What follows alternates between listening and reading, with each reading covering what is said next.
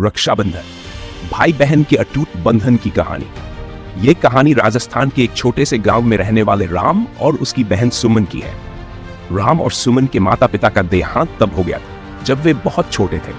उनके चाचा चाची ने उन्हें पाला, लेकिन हालात बहुत अच्छे नहीं थे। दोनों भाई बहन को बहुत संघर्ष करना पड़ा, लेकिन एक दूसरे का साथ कभी नहीं छोड़ा। राम बड़ा था, इसलिए वह हमेशा सुमन की देखभाल करता। वो गांव के स्कूल में पढ़ता था और शाम को खेतों में काम करके कुछ पैसे कमाता। सुमन भी घर के कामों में चाची का बटाती और बचा हुआ समय पढ़ाई में लगा। दोनों के बीच प्यार और समझदारी इतनी गहरी थी कि वे एक दूसरे के लिए कुछ भी कर सकते। रक्षाबंधन की तैयारियां, रक्षाबंधन का त्योहार करीब आ रहा था। गांव के हर घर में रक्षाबंधन की तैयारियां जोरों पर थी, लेकिन राम के पास इतने पैसे नहीं थे कि वह सुमन के लिए कुछ अच्छा तोहफा खरीद सके। वह परेशान था कि इस बार रक्षाबंधन पर वह अपनी बहन को क्या देगा। सुमन भी इस बात को समझती थी। उसने अपने भाई से भी कुछ नहीं मांगा, लेकिन उसकी आंखों में एक सपना था। वह पढ़ाई करना चाहती थी, बड़े होकर अपने पैरों पर खड़ा होना चाहती थी। रक्षाबंधन का दिन आ गया।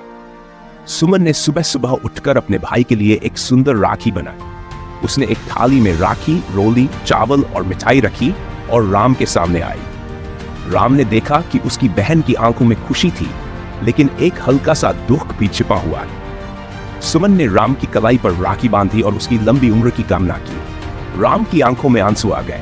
उसने जेब से कुछ पैसे निकाले और सुमन को देते हुए कहा, सुमन, ये पैसे मैं पिछले कुछ महीनों से बचा रहा था। तुम इसे रख लो और अपनी पढ़ाई पूरी करो।